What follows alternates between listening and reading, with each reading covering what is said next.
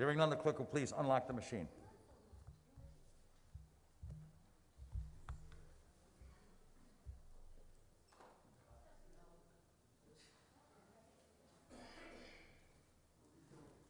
Have all members recorded their vote?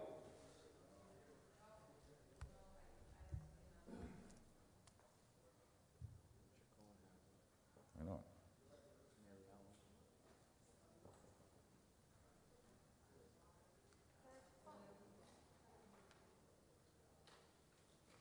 Have all members recorded their vote?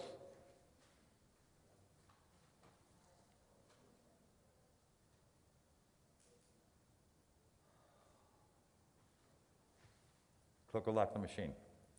There are 29 votes in the affirmative, 4 in the negative, and the amendment passes. Chairman Chacon.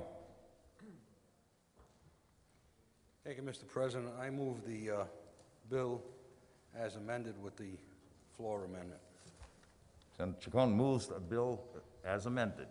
Seconded by Senator McCaffrey, Senator Goodwin, Senator Cano, Senator Burke, Senator Miller, Senator Anderson, Senator Sosnowski, Senator Acosta, Senator Casada, Senator Coleman, Senator DeMario, Senator Lawson, Senator Bell, Senator Murray, Senator Golden, Senator Oyer, Senator Valverde, Senator Coyne, Senator Seveny. On the act, Senator Bell.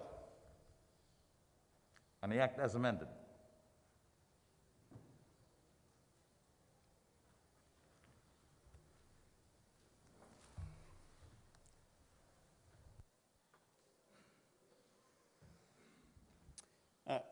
Thank you so much, Mr. President, and I really want to start by,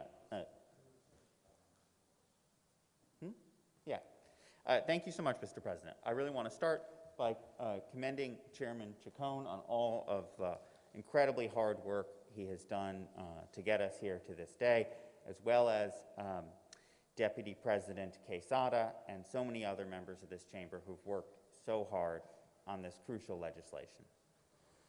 This legislation is incredibly important to the people of my district, many of whom are unable to drive legally because we haven't passed a bill like this.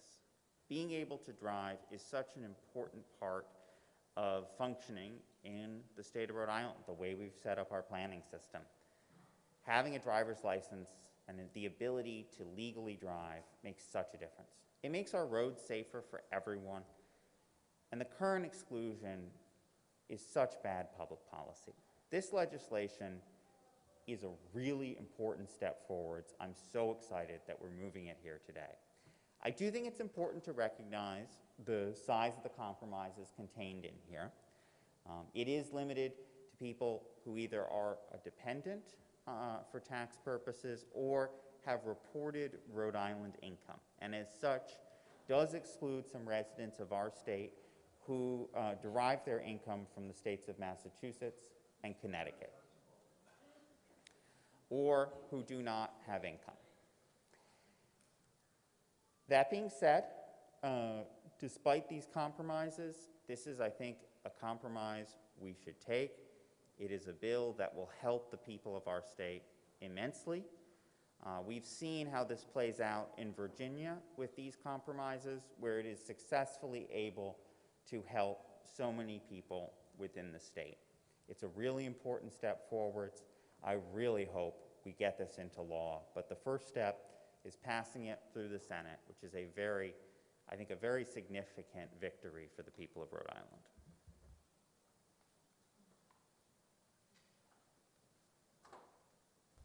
Thank you, Senator Bell.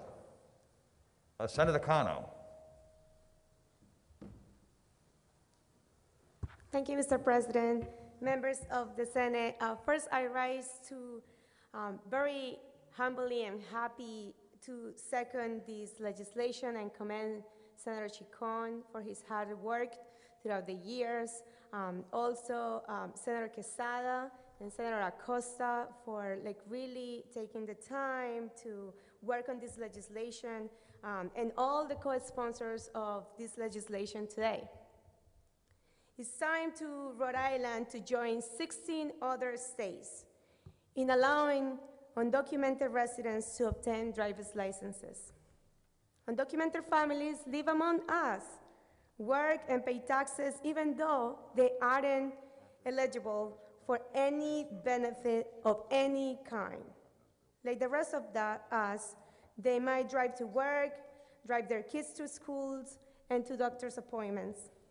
They live normal lives, and even as they await the lengthy process to normalize their status in the country, they still contribute to this stay day by day.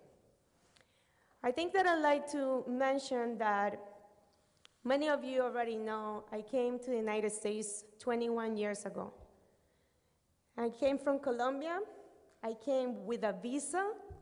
I came under a process of political asylum because my dad was kidnapped in Colombia. So many of you already know that. What you may not know or recognize is that while I came with the proper visa procedures, the process took 7 years. Let me just restate that.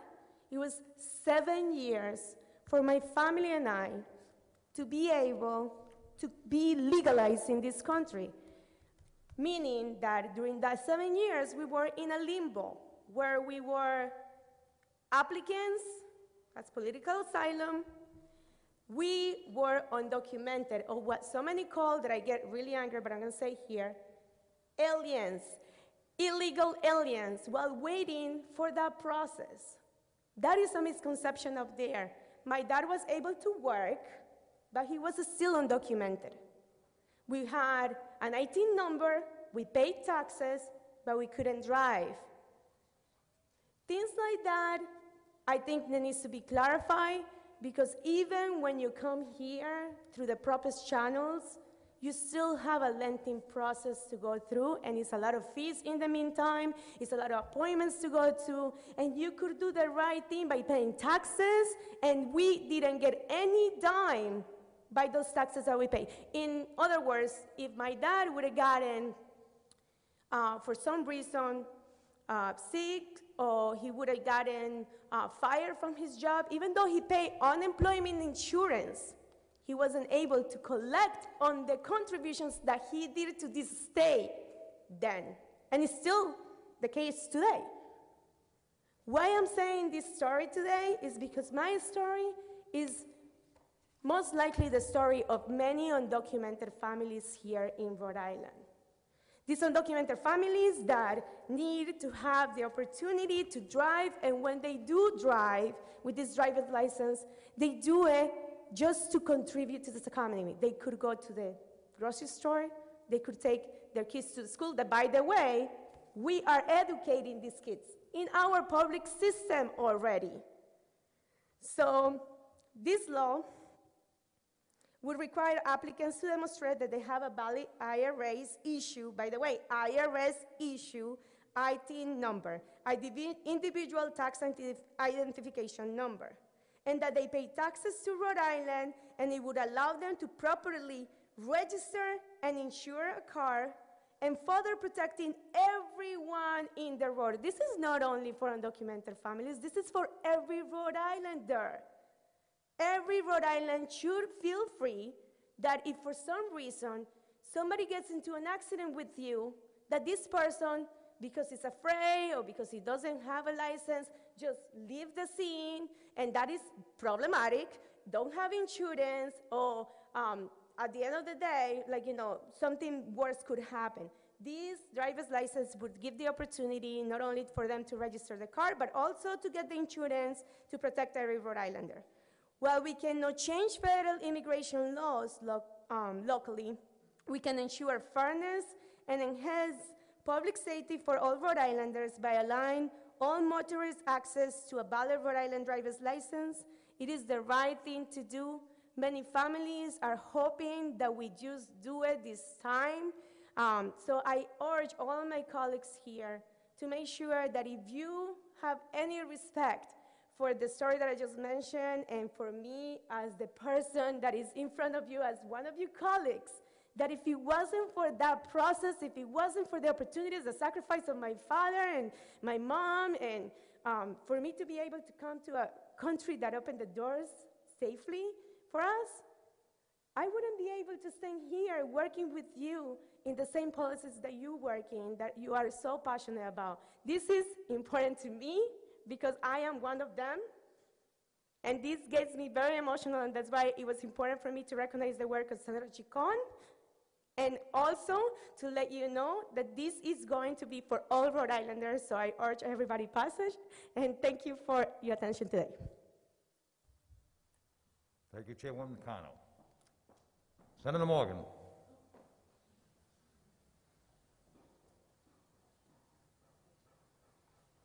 Thank you, Mr. President.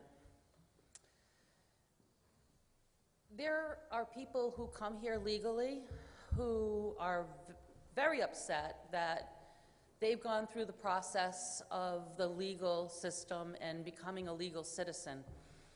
This is a slap in the face for them. I've received multiple emails asking me to oppose this. We've made insurance in our state. Everyone has to have insurance, and it's a no-fault state, so it doesn't matter if you get hit by a uninsured driver, your insurance has to pay it. So that's what that part of an insurance claim would be. I just think we're not giving the credit to people who come here legally and go through the whole process. It's not fair to them. Thank you. Thank you, Senator Morgan. Senator Casada. Thank you, Mr. President. I rise today to second this law. I want to thank Senator Chicon because for many years he's been working on this issue, even though he's not somebody who came illegally to this country. I didn't come illegally to this country, but my aunt came in 1965 illegally to this country. For me to be able to come here with paperwork, I got married with somebody who came illegally to this country. And think it's not as simple as you think it is. It's a long process. You have to have a sponsor. I was able to make my husband, I was able to sponsor my husband for him to be able legally, and now he's a U.S. citizen. But see, he didn't have me. He would not be able to have that. He was undocumented, and he came when he was 17 years old. He now brought all his family because I was able to sponsor him. But it's not that simple. Do you believe that anybody want to come undocumented to this country? You had to leave it. You had to be there. You had to see your children hungry for you to be able to make that thing coming through Mexico. It's not simple. It's not easy. And let me tell you, many families leave the family behind, the husband, the children, to be able to come to have the American dream, to be able to bring their family after. And it's very simple for many people who don't know that process and how expensive it is and how long it takes for you to become a U.S. citizen. But I have to tell you today, passing this law today is a good thing for all Rhode Island, not just for undocumented immigrants, because we're going to be more safe. We're going to be moving the economic of Rhode Island. People are going to be able to buy cars. They're going to be able to go to the restaurant and to be able to have fun with the family, and now in the summertime, go to the beach. This is a sweet and sour taste for me. I have to say that, and I want to thank the leadership of the Senate to be able this possible. We know we had to come to a compromise, but I believe changing the day that these people can apply for the driver's license, I think it's unnecessary. I know the Department of DMV said it's going to be very busy for them to be able to provide service to all this family.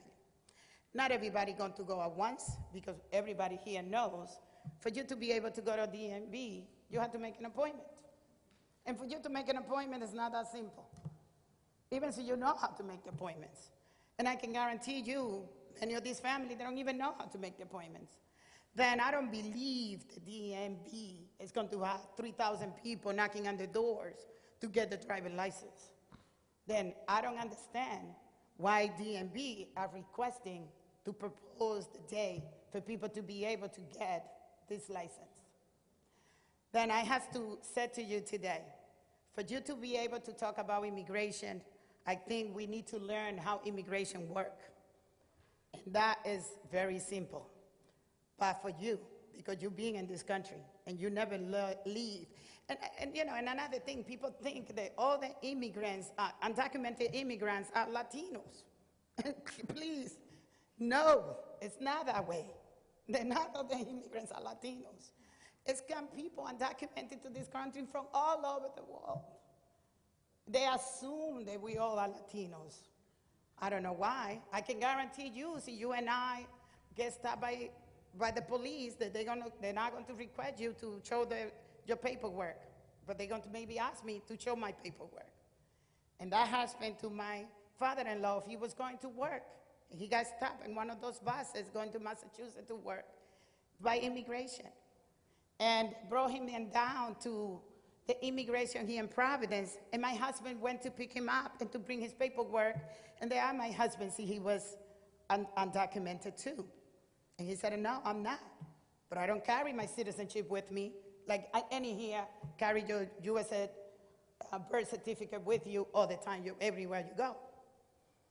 But, you know, that's how it works. Because many people assume that everybody who comes to the United States undocumented are coming from the Latin country, when it's not true.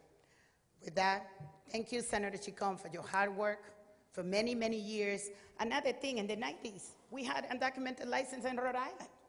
And I just want to let that know to many people in here who don't know that. And, you know, Governor Kacheri took the license away. But we did have it. It's nothing new. For many of my colleagues who don't know that information, it was. And more than 15,000 undocumented people had license in Rhode Island many years ago. With that, I would say thank you, Senator Chicon. Thank you, Senator Cano. Thank you, Senator Costa, for your hard work in this legislation. Thank you. Today, I bore a little bit more in my English language because I wanted to explain this very well. Thank you, Senator Casada. Senator Cano for the second time. Senator President, I just want to say I was remiss to recognize the leadership of the Senate, because today I feel super proud to be part of this chamber. Under your leadership, Leader McCaffrey and Senator Whip Goodwin, we're here today. This has been a long process. Senator Chicon has been fighting for a long time, but if it wasn't because you agreed to make sure to bring it to the floor. And also, I'd like to recognize the members of the Judiciary Committee that actually believe on voting the bill out of the committee. So Chairwoman Coyne and members of the committee, especially Senator Archambault, I would say I spoke with him, just Senator Quesada did as well. The reason why I'm recognizing him is because he wasn't at the beginning in favor of this legislation. And throughout the years, he has added to the legislation, he has understood, and I was so proud to see his yes on that committee, so I want to make sure that I give him a shout out, because it is very difficult to change your mind, and just to me, it is very awesome to see that when you learn that things could be different and better, you actually make a difference. So I really wanted to give that shout out and recognition today. Today I'm proud to be in this chamber, and with that, I just want to say thank you, Senator Chicon, and I second the bill. Thank you, Madam Chair. Chairman Chicon. Thank you, Mr. President. I, along with my colleagues that worked on this bill, commend you, Leader McCaffrey, and Whip Goodwin for allowing this bill to come to the floor. There aren't many times that I get up and speak, and some of you know there are times when I get really angry. Today is one of them. I received a call Monday from the Division of Motor Vehicles, and the gist of the conversation was that the January 22 date was too soon for them to work on this legislation. So I asked, I said, would you agree if we went to July of 2022? They said that would be good. Then I believe what they did was, they had some more concerns that they didn't bring to my attention. They must have went to the governor's office. And for the people in the state of Rhode Island who love the registry, because it runs excellent, under all the administrators that were there, including the one that's there now, that's been in the newspaper, they're asking for 24 new employees for this bill and $2 million. Now, if you believe that this bill is going to require 24 new employees and $2 million, guess what? Look up, the ceiling's going to fall down on you right now. Then it's $250,000 for the cards, for the license cards. Well, guess what? They're not getting the cards for nothing. They're $50 a piece. They are $50 a piece. So, Governor, let me digress for 1 minute. If you were ever in Gillette Stadium and you walked out of the tunnel to play ball, before you hit that field, there's a sign, and it says, "Do your job." I think you should tell your administrators at the registry to do their job. You have an appointment you have to make. You could do it by letters in the alphabet. 24 people, they've been asking for money for years. We funded them a new computer system, didn't work. We fixed the computer system with another computer system. It still takes time. Well, Governor, there were 35 groups this last year that worked on this legislation. I think that the 35 groups would be totally disappointed in you for listening to the administrators at your registry that came up with this farce. I think everyone in this chamber, whether they like this legislation or not, should vote in favor of it to send a message to that registry. It's sickening. Everybody in this state is upset with the registry, and now they're asking, because of this bill, we need more money and more employees. I don't believe it, and I am a firm believer that any administrator that comes before one of our committees should be sworn under oath. I don't trust them, and I know why. I worked for the state for 30 years, and I know how it operates. With that, I move passage. The bill has been amended, moved and seconded. Is there additional discussion on this act? Hearing none, the clerk will please unlock the machine.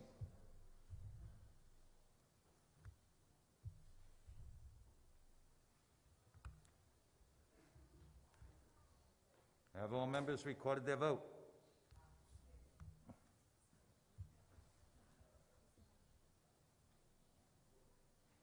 The clerk, please lock the machine. There were 28 votes in the affirmative, 10 in the negative, and the act as amended passes.